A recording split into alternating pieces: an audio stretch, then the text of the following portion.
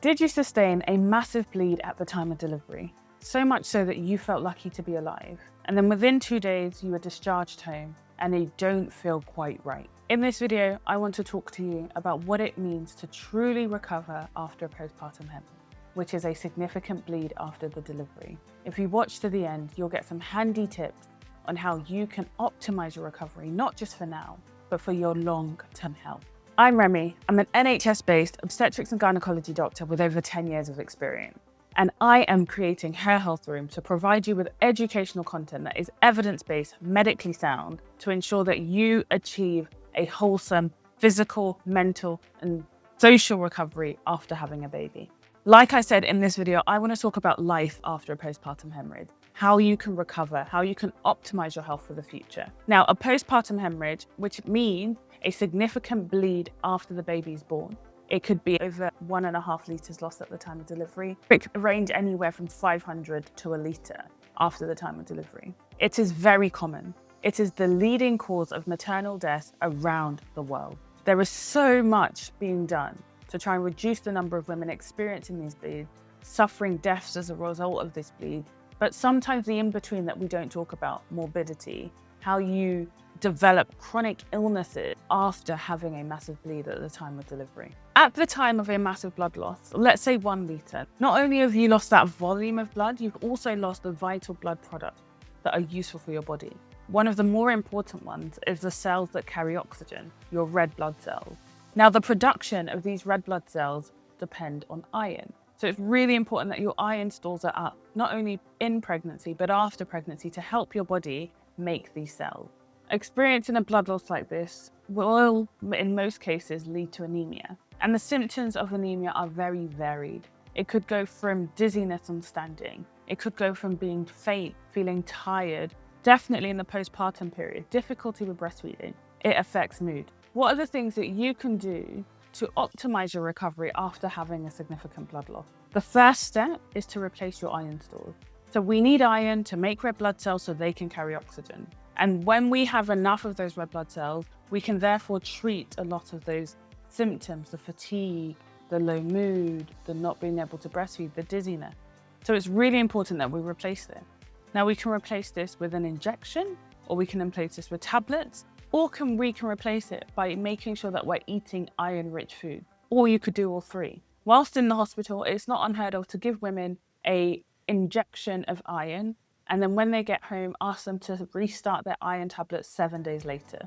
Aside from that, we want you to be eating iron-rich food, like green leaves, red meat, things like that, to help boost your stores. Having things in your diet that help the absorption of iron. And I'm going to link a resource for that below. You should have a 6-week check. Having a blood test at 6 weeks will give you an idea that your body is recovering, that it is building its own cells, and give you an idea of what that mark is.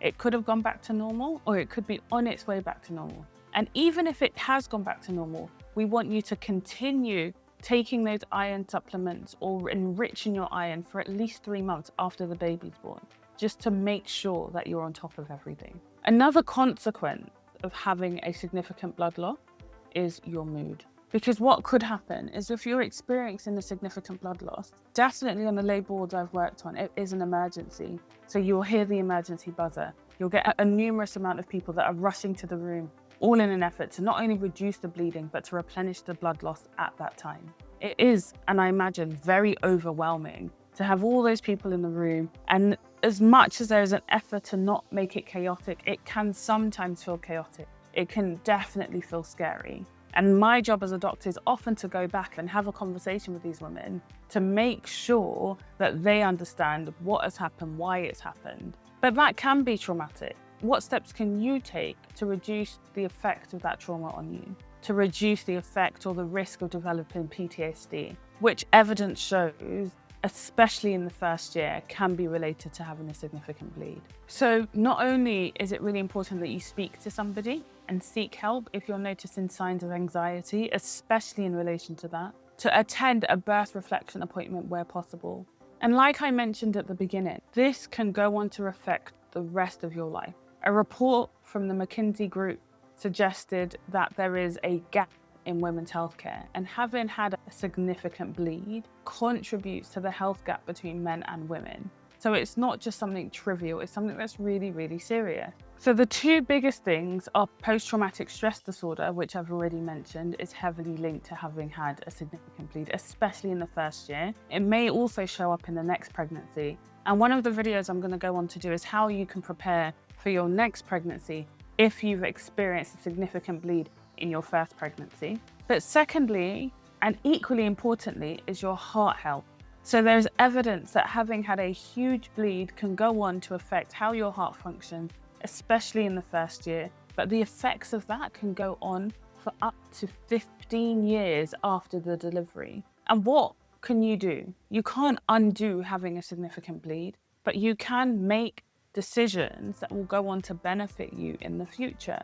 Things like eating well, exercising, moving your body regularly, making sure that your heart is active in a healthy way to hopefully prevent and protect against future heart disease. As I've alluded to, there are so many ways in which having a significant bleed can affect you immediately and in the long term. I've not created this video to get you down, but I've created this video to give you the knowledge so that you know what steps that you can take now and over the next few months and years to make sure that you're living a healthy life.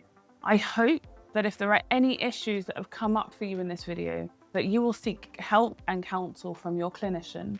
Because as I always say, this is not medical advice, but this is educational content that I'm hoping equips you with the knowledge and the power to go to your clinician and ask for more.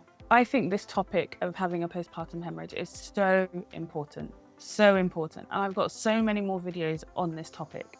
But if there's anything in particular that you want me to answer regarding a postpartum hemorrhage, leave them in the comments below. If you like the content, please like and subscribe to this channel because I have so much more coming out for you. I've also got a video on secondary postpartum hemorrhage, which is more of a delayed bleeding after the delivery.